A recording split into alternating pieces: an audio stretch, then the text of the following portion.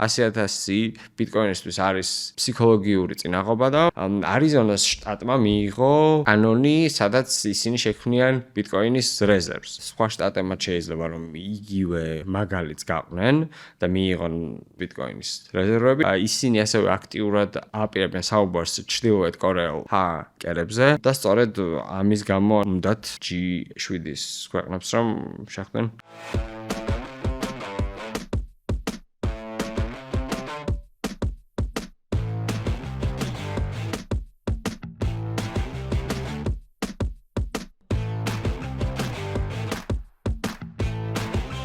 გამარჯობათ.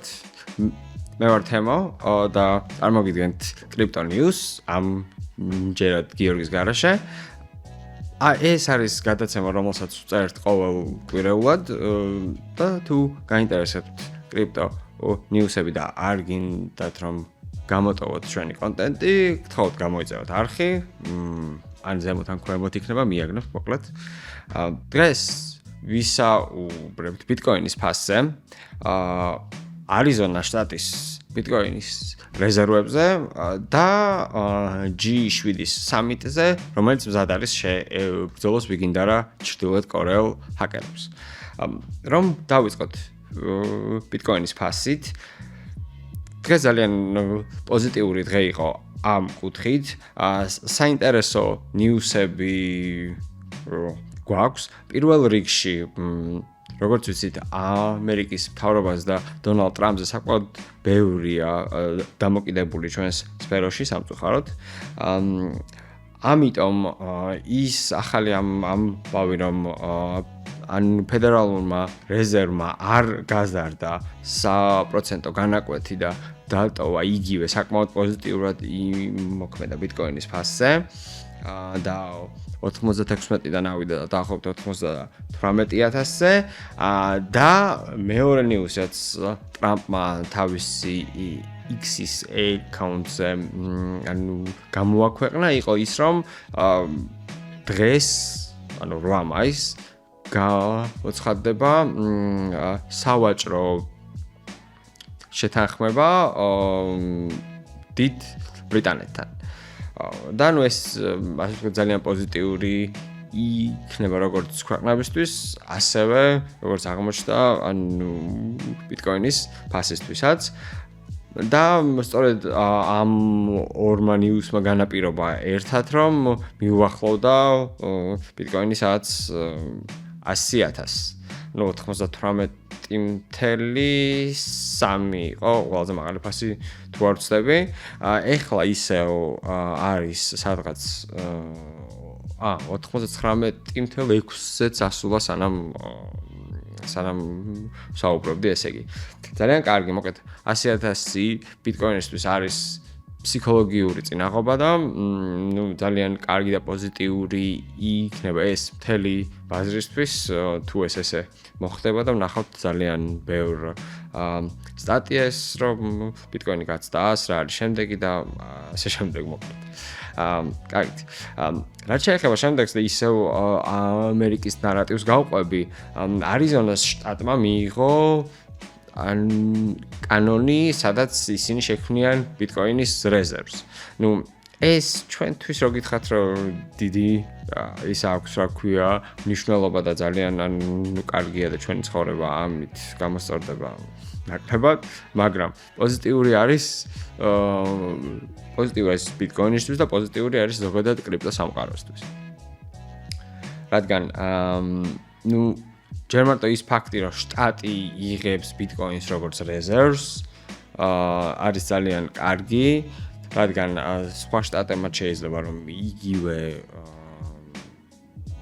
იგივე მაგალითს გაყვნენ და მიიღონ მათაც ბიტკოინის რეზერვები, რაც ნიშნავს, რომ მოთხოვნა ბიტკოინზე გაიზრდება, თან ეს ბიტკოინი დალოქილი იქნება ერთ ადგილზე და არ იქნება ცირკულაციაში ბირჟებზე და ნუ ამის გარდა საინტერესო არის ის, რომ ამ არიზონას კანონში ისიც წერია, რომ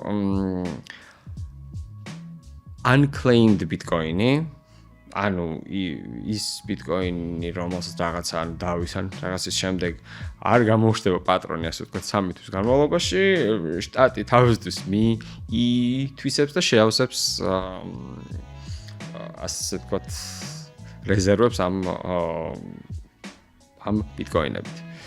ძალიან ასე ვთქვათ ეს არის რა ქვია საინტერესო.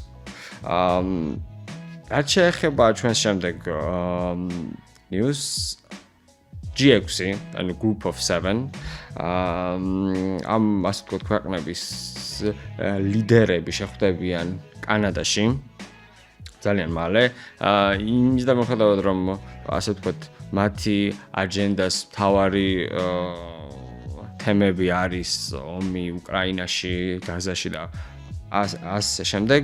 ისინი ასევე აქტიურად აპირებენ საუბარს ჩრდილოეთ კორეულ ჰაკერებზე, ანუ რომლებმაც საკმაოდ დიდი ზიანი მიაყენეს ძალიან ბევრ ინვესტორს, კრიპტოსფეროს და ზოგადად ძალიან ბევრ ადამიანს. ეს პოზიტიური არის იქიდან გამომდინარე, რომ თუ ეს ქვეყნები შეთანხმდებიან რაღაც კოორდინირებულ პასუხზე, რომ როგორ შეებრძოლონ ამ საფრთხეს, ეს ზოგადად პოზიტიური აუცილებლად იქნება, რადგან საკმაოდ დიდი თანხა შედის ჩრდილოეთ კორეის სახელმწიფოში ამ ასე ვთქვათ ჰაკერებისგან არის ერთ-ერთი მთავარი დაფინანსების წყარო და სწორედ ამის გამო უნდათ G7-ის ქვეყნებს რომ შეხვდნენ განიხილონ ეს საკითხები და ზოგადად მოიფიქრონ რაღაც გადაწყვეტა ამ საკითხთან დაკავშირებით. ეს არის ძირითადად რაზეც საუბარი გვინდოდა. დღეს გავიგებთ ზუსტად აშშ-სა და დიდ ბრიტანეთს შორის რა სახის სავაჭრო შეთანხმება დაიდება. ეს იყო დღეისთვის. თუ გაინტერესებთ კრიპტო ნიუსები, აუცილებლად მოიწერეთ ბიტნეტის არხი და ჩვენ შემდეგ კვირასაც გაგაცნობთ აუცილებლად კრიპტო ნიუსებს. ნახვამდის.